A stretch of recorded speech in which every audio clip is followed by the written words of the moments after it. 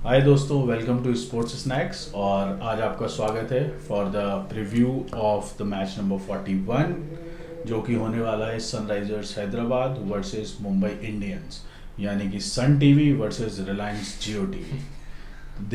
देखते हैं कि किसका नेटवर्क कितना स्ट्रांग आता है क्योंकि अभी फिलहाल सन टीवी की तो बैंड बजी हुई है, सनराइजर्स का सनसेट हो रखा है। सनसेटर्स हो गए वो सनराइजर्स की जगह सनसेटर्स जब से सनसेट हुआ है तब से कुछ भी नहीं चल रहा सूर्योदय नहीं देखा उन्होंने। तो अभी कहाँ किस पोजीशन पे स्टैंड कर रहे हैं सर जी?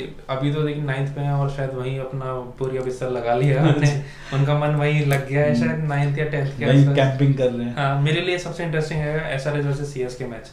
9th और 10th पोजीशन के लिए जब वो दोनों फाइट करेंगे ना वो सबसे अच्छा होगा जब भी होगा। उस मैच में 300 बनेंगे। हाँ, उसमें बन सकते हैं। जिस तरीके से सीएसके को लास्ट मैच में रोहित शर्मा ने धोया है, सही है। तो उस मैच के लिए एसआरएच अपनी पावर बचा रहे हैं कि हम जितने रन हम यहाँ नहीं बना रहे वो सारे उस दिन बनाएंगे। हाँ, सही बात है। तो इस हिसाब से 500-600 तो बनेंगे। सही बात है, सही बात है। तो ये मैच होने वाला है हैदराबाद में। एसआरएच के लिए ग्राउंड तो बढ़िया है। लास्ट टाइम जब हैदराबाद में वो खेले थे 245 चेस कर लिए थे। तो देखिए विकेट तो बहुत ही अच्छा रहता है हमेशा से, बैटिंग के लिए बढ़िया विकेट है। और यहाँ पे एसआरएच की टीम जो है सिर्फ एक ही मैच में मेरे ख्याल से फ्लॉप हुई थी जब गुजरात के अगेंस्ट खेले थे, जिसमें मोहम्मद शमी ने 4 विकेट लिए थे। उसी एक मैच में वो बड़ा स्कोर नहीं कर पाए थे वहाँ पे, अदरवाइज अपने होम ग्राउंड पे तो वो ठीक ठाक बैटिंग कर ही रहे हैं। और लास्ट में जी पंजाब किंग्स के अगेंस्ट उन्होंने पूरा 8 विकेट से जीते थे, 240 प्लस चेस किया था। तो विकेट तो अच्छा है। अब देखते हैं कि बैटिंग में क्या करते हैं ये लोग, बिकॉज ये तो ऐसे ही खेलते हैं, हम सबको पता है, रिस्क लेके। पिछले 7 मैचेस में से आई थिंक पिछले 4-5 मैच लगातार हारे हैं। हाँ, बस वो बीच में एक पंजाब के अगेंस्ट जो जीत आ गई थी, बस एक वही एक जीत। बट ऑलमोस्ट मतलब 4-5 लगातार हारे ही हैं। बट वहीं यदि मुंबई की बात करें तो पिछले लगातार 3 मैच जीत के आ रही है, तो मनोबल के हिसाब से मुंबई बिल्कुल टॉप पर है जी। और बिल्कुल, और अभी जो इन दोनों टीम्स का लास्ट मैच भी हुआ था, वो जो वानखेड़े में खेले गया था, वहां पे मुंबई ने जीत दर्ज करी थी। विल जैक्स ने 2 विकेट निकाल के, और बैटिंग भी, जबकि विल जैक्स पूरे सीजन फ्लॉप रहे हैं, उनकी बैटिंग उस मैच में निकल के आ गई थी। तो अब ये देख सकते हैं कि एसआरएच की बॉलिंग किस लेवल तक गिर चुकी है ना, कि एसआरएच की बॉलिंग में कुछ मेरे को शार्पनेस नहीं दिख रही है, चाहे वो मोहम्मद शमी हो या पैट कमिंस हो, हर्षल पटेल हो, है ना, तो कोई भी उस तरीके से नहीं क्लिक कर पा रहा है। और फिर पैट कमिंस की कैप्टनसी के बारे में हमने तो काफी बातें कर ही रखी हैं। और जिस तरीके से कर रहे हैं, पैट कमिंस की बॉलिंग देखी थी जब वो ऑस्ट्रेलिया से बॉलिंग करते हैं तो थोड़ी तेज नजर आती थी। पिछले मैच में तो लग रहा है टेनिस की बॉल से बॉल फेंक रहे हैं। नहीं, पैट कमिंस का देखिए, मैं तो उन्हें T20 बॉलर कभी माना ही नहीं हूँ, है ना, और मैंने इसके लिए काफी जस्टिफिकेशंस भी दी है ना पहले भी, तो फिर से वो सब बातें करने का कोई सेंस नहीं बनता। लेकिन वही है कि देखिए पैट कमिंस लीड भी नहीं ढंग से कर पा रहे हैं जिस तरीके से कैप्टन, क्योंकि इकलौते शायद इस लीग में इकलौते ऐसे कैप्टन हैं जो अभी तक कोई भी स्कोर को मतलब किसी भी टीम के अगेंस्ट ना डिफेंड कर पाए हैं। हाँ, और ना चेज में ऊपर पूरा कर पाए, क्योंकि चेज में तो उनका काम है नहीं, वो बैटिंग तो कर नहीं रहे ऊपर आके, लेकिन डिफेंड ही नहीं कर पाए। वही हिसाब है। ईशान किशन का फॉर्म कितना बड़ा सरदर्द होगा। देखिए पहले मैच में 100 मार के कोई इस तरीके से आउट ऑफ फॉर्म हो सकता है, किसी ने नहीं एक्सपेक्ट किया था। तो वो 20 रन बनाने के वो पिछले सीजन का लास्ट फॉर्म था। हाँ, ये बोल सकते हैं। इस सीजन का फॉर्म नहीं है नहीं, बिकॉज हम लोग को सबको ये लगा था कि लास्ट मैच अपना वानखेड़े में खेले थे, तो इतना साल वहाँ खेल चुके हैं, है ना, कम से कम वहाँ तो अच्छी खासी बैटिंग करके दिखा दे, बट वहाँ भी उनसे कुछ नहीं हुआ। और हम लोग हमेशा क्लासन की बात करते रहते हैं, ट्रेविस हेड की बात करते रहते हैं, देखा है तो क्लासन और ट्रेविस हेड ने भी कोई इतना बड़ा कंट्रीब्यूशन नहीं किया है ना। क्लासन भी काफी स्ट्रगल कर रहे हैं, बहुत ही छोटा, मतलब आई थिंक कैमियो भी नहीं कहे जाएंगे। आप देखिए कैमियो भी आप कहते हैं कि जो 30 से 35 से ऊपर पारी गई हो, बट जो पारी 15, 16, 17 रन की, उसको क्या कैमियो करें नहीं। और फिर अगर आप इम्पैक्ट नहीं डाल पा रहे उस 15-16 रन में, तो फिर तो वैसे भी वो किसी काम के नहीं है ना। और मेरे हिसाब से शायद ट्रेविस हेड की भी 2 50s हैं इस सीजन में अभी तक, और क्लासन की भी शायद एक ही 50 है सीजन में। तो देखिए बैटिंग पूरी तरीके से फ्लॉप चल रही है। अनिकेत वर्मा ने भी स्टार्टिंग के कुछ मैचेस में काफी अच्छा दमखम दिखाया था, और अच्छे सिक्सेस मार रहे थे। एक मैच में 50 प्लस स्कोर भी बनाया था अगेंस्ट दिल्ली के अगेंस्ट, जब बनाया था विशाखापट्टनम में।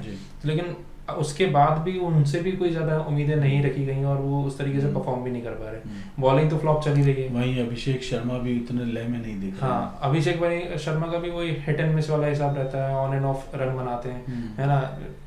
पंजाब के अगेंस्ट इतनी बढ़िया 100 मारी उन्होंने, 141 के आसपास मारे। फिर अगले मैच में अगेंस्ट मुंबई भी 40+ के आसपास रन बनाए, जबकि सारे बैट्समैन स्ट्रगल कर रहे थे। लेकिन फिर वही है कि बीच में उनकी फॉर्म भी चली जाती है, तो कलेक्टिवली परफॉर्म बैटिंग तो नहीं कर पा रही है किसी भी मैच में। यही हम यदि बात करें मुंबई की, रोहित शाह फॉर्म में आ गए हैं जी, सूर्य कुमार यादव फॉर्म में थे ही, सारे तरफ रन मार रहे हैं। उसी के बाद यदि आप झड़ी से लगाएंगे तो मेरे ख्याल में अगले 5 6 7 8 बल्लेबाज तक नाम ही नाम है, सही सारे बड़े नाम हैं और सारे बल्लेबाज फॉर्म में हैं, ऑलमोस्ट डिलीवर कर रहे हैं। मैं कह रहा हूँ चाहे 30-35 रन खेल लो, बट डिलीवर कर रहे हैं, जो रिक्वायर्ड है डिलीवर कर रहे हैं। तो क्या वन साइडेड तो नहीं होने वाले हैं?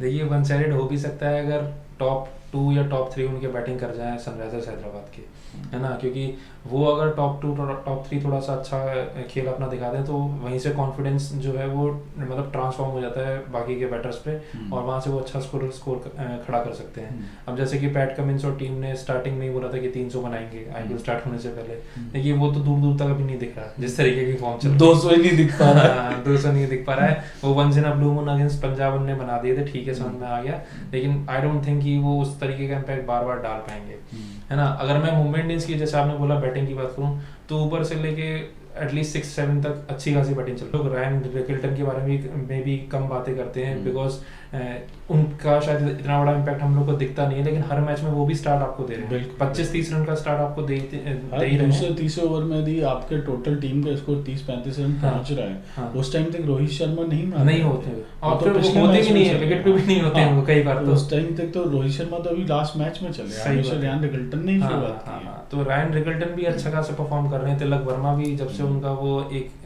मतलब कंट्रोवर्शियल हो गया था जो उनको वापस बुला लिया था, तब से दिल पे ले ली बात, है ना, तो उसके बाद अच्छा खासा खुन्नस में वापस आए। जी जी जी।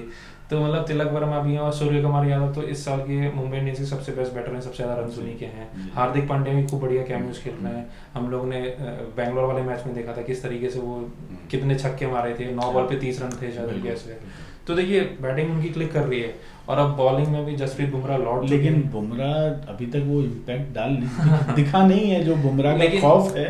T20 में या वनडे में या टेस्ट में अभी तक वो बुमराह का बूम बूम नजर नहीं आया है। नहीं, लेकिन वो ये ना, देखिए एक बड़ा नाम होता है ना, आप उसके अगेंस्ट थोड़ा सा मतलब वैसे खेलते हैं कि आप इतना ज्यादा अपने शॉट्स वगैरह नहीं खेल पाते, बिकॉज आपको पता है कि ये बड़ा बॉलर है, वो कुछ भी कर सकता है।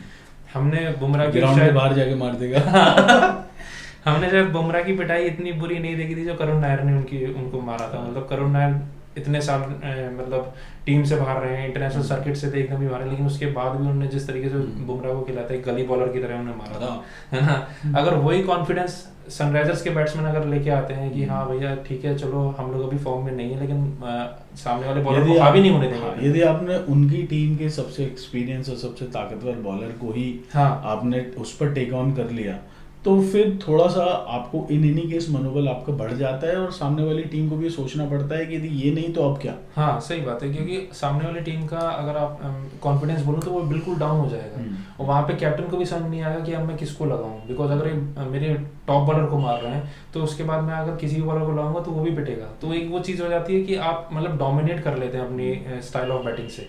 अगर वो आपको करना है तो आपको मेन बॉलर को टारगेट करना पड़ेगा। क्या हैदराबाद की पिच पर मुंबई के स्पिनर्स से कुछ आपको जादू देखने को मिलेगा? आई डोंट थिंक कि स्पिनर्स का इतना इम्पैक्ट होने वाला है। वैसे भी करण शर्मा जैसे मुंबई इंडियंस के इंजर्ड हो गए, हाथ में उनके छोटे, तो वो इस मैच में नहीं खेलेंगे। हो सकता है कि विघ्नेश पुथूर को खिलाया जाए इस मैच में, क्योंकि लास्ट मैच में तो अश्विनी कुमार को चांस दिया था, एक फास्ट बॉलर और बढ़ा दिया था, और वो पिटे भी थे अगेंस्ट सीएसके। मतलब सीएसके जैसी टीम जो इतना मतलब स्ट्राइक रेट से एकदम दूर हटके खेलते हैं, उनके अगेंस्ट भी अगर पिटे थे तो फिर हो सकता है विघ्नेश पुथूर को उस मैच में लिया जाए, ट्राई किया जाए। तो एक यही चेंज मुझे लग रहा है। हो सकता है कि यदि बाई चांस शायद इसलिए या तो सब इन करा लें, या उस टाइम पे यदि बाई चांस सेकंड बैटिंग करनी पड़ती है जहां पर थोड़ा बहुत ड्यू फैक्टर आ जाता है और पेसर्स को बॉल ग्रिप करने में मुश्किल होती है, और जब स्किड होके आती है तो बैट आती भी अच्छे से है, तो हो सकता है थोड़ा सा गेम को स्लो करने के लिए बिल्कुल नहीं होना भी चाहिए, बिकॉज सैंडनर अच्छी बॉलिंग कर रहा है, सैंडनर अच्छी बॉलिंग कर रहे हैं, और अगर सैंडनर की तरह मैं ये नहीं कह रहा कि 4 ओवर आप विघ्नेश पुथुर से करवा लीजिए, अगर वो पिट रहे हैं तो ऑब्वियसली और सेंटर मेरे ख्याल में बॉलिंग के साथ साथ आपको एक बैटिंग में भी एक भरोसा दिलाते हैं। लेकिन अभी तक मेरे हिसाब से तो बैटिंग की जरूरत पड़ी नहीं है, जरूरत नहीं पड़ी, बट आपको पता है कि यार यदि मतलब ठीक है हार्दिक नहीं तो मिनी हार्दिक नहीं तो हार्दिक से ही एक मिनी छोटा रहना चाहिए, छोटा रिचार्ज जो जरूरत पड़ने पे नहीं और नहीं है, सही बात है। आपको एक असिस्टेंस रहता है कि हाँ चलिए ठीक है, अगर आपका टॉप ऑर्डर फेल होता है या अगर मिडिल ऑर्डर में भी कोलैप्स हो जाता है कोई, तो एक ऐसा प्लेयर है जो बैटिंग कर सकता है, रुक भी सकता है और चला भी सकता है वही चीज। तो उसमें है कि सैंडर को तो आप दोनों तरीके से देखेंगे, बैटिंग और बॉलिंग, और बॉलिंग में तो माशाल्लाह बहुत अच्छी, क्योंकि मेरे हिसाब से शायद किसी भी लेफ्ट आर्म स्पिनर की अभी तक इस आईपीएल में इतनी टर्न नहीं हुई है, हाँ इतनी टर्न बॉल नहीं होगी कि हर विकेट पे वो अच्छी खासी टर्न करा रहे है ना, तो वो अच्छी खासी फॉर्म में है। तो अगर विघ्नेश पुथुर भी अगर उनके साथ कंट्रीब्यूट अच्छा कर जाते हैं तो मेरे हिसाब से ठीक रहेगा। बिल्कुल। तो दोस्तों ये है प्रीव्यू हमारे मैच नंबर 41 का, जो कि होने वाला है SRH और MI के बीच। और जो दोस्त हमारे फैंटेसी गेम्स खेलते हैं वो हमारे टेलीग्राम ऐप पर हम लोग अपनी टीम अपडेट करते हैं जस्ट मैच से पहले। आप लोग वहाँ जाके स्पोर्ट्स स्नैक्स इंडिया नाम के चैनल से सर्च कर सकते हैं, वहाँ जो टीम दी हुई है उसको बना सकते हैं और उनके हिसाब से अपनी प्रेडिक्शन लगा सकते हैं और बड़े प्राइजेस जीत सकते हैं। अभी तक हमारे पास काफ़ी दोस्तों के, काफ़ी लोगों के मैसेजेस, कमेंट्स और लाइक्स आ रहे हैं ये बताते हुए कि उन्होंने काफ़ी बड़े अमाउंट जीते हैं using advice from the Telegram app and the team जो प्रेडिक्शंस हम लोगों ने की हैं। तो इसी के साथ इस वीडियो को यहाँ समाप्त करते हैं। इस वीडियो को लाइक कीजिए, सब्सक्राइब कीजिए और शेयर करिए अपने दोस्तों के साथ। Thanks a lot.